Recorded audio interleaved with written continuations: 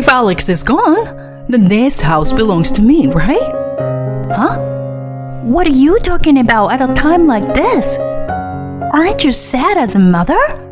I'm sad, but I need a place to keep living. Anyway, from today, this is my house. You don't have a room anymore.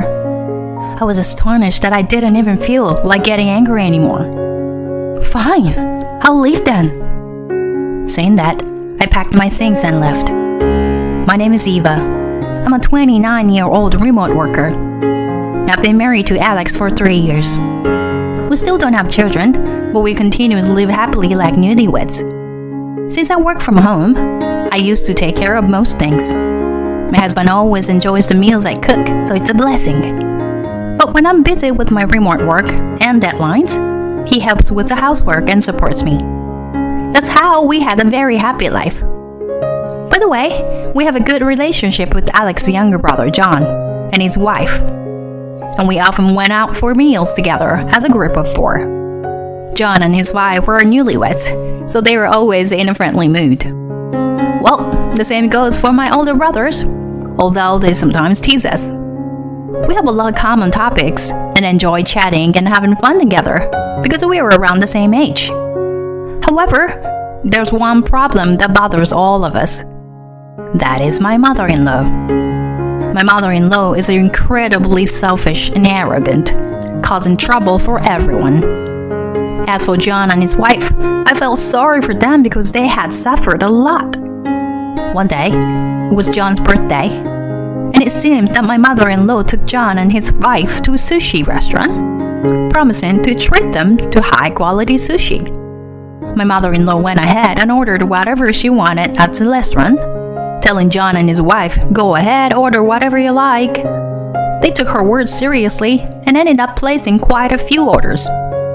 However, when it came the time to pay the bill, my mother-in-law exclaimed, "Oops, I forgot my wallet." And it seemed that in the end, John and his wife had to pay a substantial amount of money from their own finances. John, who wasn't satisfied with being forced to pay despite it being called a gift, apparently approached my mother-in-law later to remind her about it. However, she simply remarked, "It's nice that we got to go to such an upscale restaurant," and didn't contribute any money at all. By the way, there was a similar incident that almost happened to us on my husband's birthday. At the time, we had already heard about it from John and his wife, so we decided to invite my father-in-law to join us. Instead of going to an upscale sushi restaurant, we opted for a regular sushi place and enjoyed a more modest and down-to-earth dining experience. I remember how my mother-in-law, with a dissatisfied expression on her face, reluctantly ate the sushi, and she couldn't indulge herself since my father-in-law was present. Well, when it comes to birthdays, it's only natural for my father-in-law to offer to cover the expenses. In a way, it's a matter of pride for him. But for my mother-in-law, it's an additional expense from their joint income. At that time, we're spared from paying, but since then, my mother-in-law has become excessively critical towards me. Moreover, she knows that I work from home, so she has visited me several times without prior notice. At first, I tried to handle the situation, but eventually, I realized that it was becoming unbearable, so I started pretending not to be home. Fortunately, the place where my husband and I live is an apartment with a video intercom system, so we can see the person's face. If my mother-in-law comes, I can simply ignore her. Once my mother-in-law realized that I was intentionally ignoring only her, she began covering the intercom camera with her hand, creating a black screen, and pretending to be someone else saying, "It's a post office," in an attempt to enter our place. However, it's not common for people to cover the screen, so I was convinced that it was my mother-in-law and continued to ignore her. After that, it seems like she gave up, and she rarely visited our home. Well, that's how my mother-in-law has been behaving arrogantly and causing trouble for us. And recently, I heard that my in-laws are facing the risk of divorce. So, whenever we gather, that topic inevitably comes up at least once. I don't understand why they won't tell us why they are on the verge of divorce. Well, I think it's more like Dad got fed up with Mom. It seems that both Alex and John have witnessed their mother's negative character traits, or rather, her selfishness, since they were children. That's why they had a strong belief that she would definitely engaging in bullying me and John's wife. So, they made a conscious effort to avoid visiting their parents' home unless it was absolutely necessary in order to prevent any harm coming to themselves or us. However, with her impending divorce and the fact that she'll be left alone, there would be no one to put a stop to her unruly behavior. I had a feeling that she might try to visit her home multiple times like before, or even go to John's place. And as I suspected, my uneasy premonition turned out to be true. It seems that my mother-in-law immediately sought refuge with John and his wife after the divorce was announced. She repeatedly kneeled down and pleaded, saying, "I've changed my ways, so please let me stay here until I find a new place." Both John and his wife were generally calm and good-natured people, so my mother-in-law's desperate plea seemed to rattle their hearts a bit. They ended up allowing her to stay temporarily as long as she found a new place soon. However, as expected, this turned out to be a huge mistake. The quiet facade my mother-in-law initially showed quickly faded, and she returned to her usual self. As a result, my sister-in-law began to suffer from severe mistreatment. She came to me in tears, and I instructed her to gather evidence of the mistreatment using a voice recorder. And once the evidence was collected, we planned to confront my mother-in-law with it and collectively drive her out. Oh, is that you, Alex? Oh, and Eva? She said her names in tone that clearly showed her lowered spirits. What's happening with both of you today? John and his wife were having difficulties, so they came to Eva's house. What kind of difficulties? The mother-in-law seemed unaware of the situation, but forced herself to sit down. Well then, let's get straight to the point. Mom, could you please stop causing more trouble for John? What? What are you suddenly talking about? That I'm causing trouble for John and his wife? What kind of baseless accusation is this? Don't mess around. You've been harassing my wife during the day. What? I haven't done anything like that. Are you being deceived by this woman? You harass me almost every day. I can't bear it anymore. Exactly. We're told that you, Mom, would change your attitude and stay in the spare room until you find a place. But even after a week, you refuse to leave and continue to harass my wife. What's going on? This is unacceptable. I'm telling you, I haven't been harassing your wife. It's a misunderstanding. If you insist, can you show me some evidence? Understood. Huh?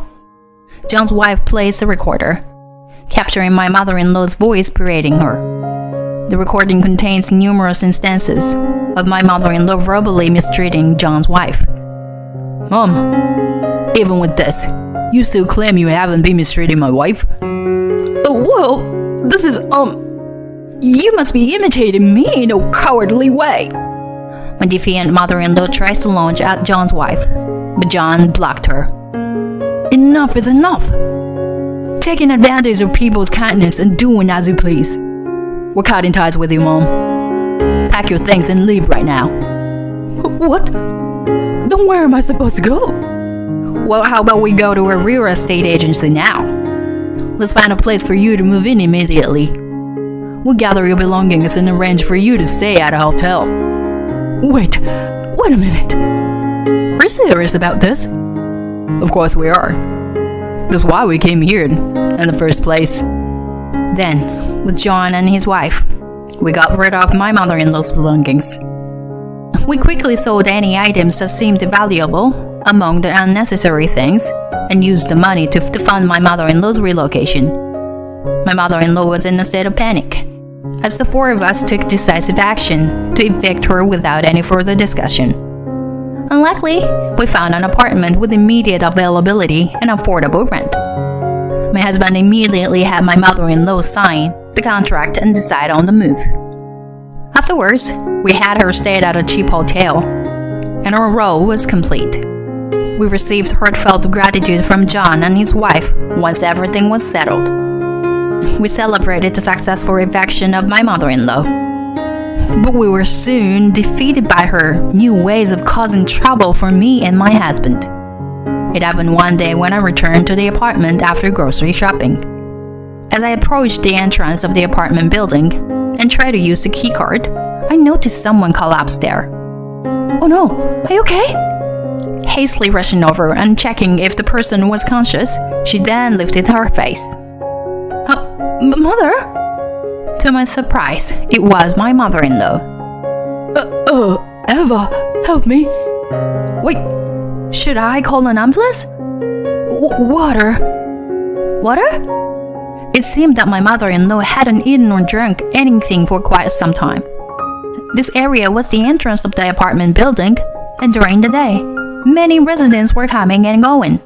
Some people looked worried and others frowned, mistaking her for a drunk. Unable to leave her there, I offered her my help and brought her inside the house. So, she just ate her full and fell asleep, huh? I'm sorry, but leaving her there would have caused trouble for the other residents. No, it's not your fault, Eva.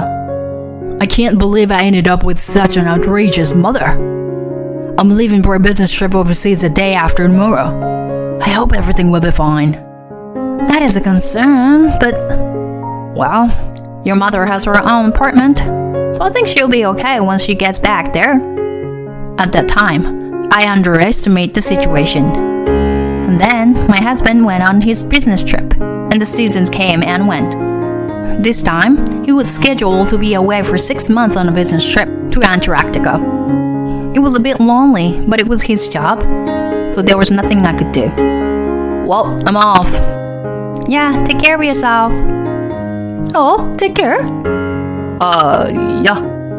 For some reason, my mother-in-law accompanied us to the airport. She said she wanted to see him off. On the way back in the car, I decided to drop my mother-in-law at her own place. Then, my mother-in-law said something unbelievable. So, I've been kicked out of that house. Huh? Why? Well, I couldn't pay the rent. Didn't you receive money from the property division? Well, I wanted to use that for installment payments for the alimony. Huh? It turned out that my mother-in-law got divorced from my father-in-law due to her affair. Eva, please, I have nowhere to go. Well, if that's the case, why don't you go to your affair partner's place? It's impossible. He said he wouldn't break up because his wife didn't want a divorce. So, it was an affair between married individuals. Please, Eva. If I stay like this, I might starve to death. Just like the day before yesterday. I promise I won't cause any trouble. I understand. I reluctantly decided to let her stay at her house. I didn't want to cause trouble like last time, making a scene in front of the apartment and disturbing other people. After that, my mother-in-law, while being a nuisance, at least behaved quietly as longer. It seemed that the stern warning my husband gave her via video call from his overseas assignment had an effect. Since my husband declared that he would kick her out if anything happened, my mother-in-law seemed to have realized that if she caused trouble again, she would end up homeless. However, in the midst of it all, an unexpected event occurred. My husband went missing. Neither his company nor the local people had any substantial information. There was no guarantee that he was still alive. I was deeply saddened by this. In just 2 more months, he was scheduled to return home. But since then, no matter how many months passed, I couldn't find any trace of my husband. His life was likely not spared. People with such and such views began to appear here and there. I hope he's safe. While thinking that way, somewhere deep in my heart, I also started to feel that it might be hopeless. And at that moment, my mother-in-law started to say something outrageous. If Alex is gone, then this house belongs to me, right? Huh? Why are you saying such things at a time like this? We still don't know if he's really gone or not. Aren't you sad as a mother? Of course I'm sad. But to survive, I need a place to live. We have to accept reality and move forward. Anyway, from today on, this is my house. You don't have a room here anymore. I was shocked and didn't even feel like getting angry anymore. Fine, then I'll leave. Saying that, I packed my things and left. Afterwards, my sympathetic brother-in-law and his wife heard about the situation and invited me to stay at their place for a while. Then I looked for a room to stay in and found a nice place to stay and got ready to move there. Then my mother-in-law stormed into John and his wife's house. Eva, you're here, right? My brother-in-law and his wife tried to send her away, but I said, I'll handle this, and went to the entrance. Please, don't cause any more trouble in the neighborhood. Wait, Eva? I was kicked out of the house. What's going on? Oh, come to think of it, it's been a month already. When I left the house, I sold it, and the eviction order was issued to your place. Huh? But the house belongs to Alex, right? The house is under my name. I was the one who contracted it while working from home, instead of going on frequent business trips. But this... What should I do if I'm kicked out of the house? I don't know. Find a job and rent a room for yourself. At that moment, my brother-in-law and his wife also arrived. If you ever come to our house again, I won't hesitate to report you. No way. My mother-in-law ran away from the scene crying. Well, finally she's disappeared from our sight, I thought to myself. Afterward, I moved into a room for living alone. The room was comfortable, but I guess it's too big for one person. There's no partner who could appreciate and enjoy the meals I cook, I thought. Will I never see that face again? That's it. The words I spoke alone vanished into thin air without reaching anyone else's ear. Suddenly, the intercom rang. On a screen, it was either covered or completely black. Could it be my mother-in-law? How did she find out where I am? She's really persistent. What is it now, Mom? If you don't stop, I'll call the police. But the voice that came from the screen was not my mother-in-law. Oh, calling the police would be a problem. I'm currently in the country illegally, you know. Huh? I recognized that voice. And then, the hand that was covering the screen moved away, revealing a clear view of the face. Alex! I'm home. When I unlocked the door and opened the entrance, unmistakably, my husband was there. Alex! You're alive! I'm so relieved. Tears kept flowing from my eyes. I'm sorry for being late. I was really worried. I even started to think you might have passed away. I ended up considering such things. My husband hugged me and apologized, saying I'm really sorry. He explained that the ship he was on exploded, and all his belongings, including his passport and smartphone, were lost. After that, he went through a life or death struggle while being stranded, he said. But fortunately, he met kind people who let him into their home and managed to survive, he added. He had been sending letters, but apparently, my mother-in-law had been unknowingly stowing them away. They never reached my eyes. And now, after trying various means, it seems that he will be able to return to America. I was surprised when I got home and found someone else living there. So I went to my brother's house and he told me to visit here. I see. But I'm just glad you're alive. Afterwards, my husband changed jobs to one that doesn't involve overseas business trips. It was a decision made with the intention of never experiencing something like that again. Going through that incident made our relationship as a couple even stronger than before. And finally, we were blessed with a child. Both my husband and I were overjoyed. My brother-in-law and his wife also rushed to celebrate with us.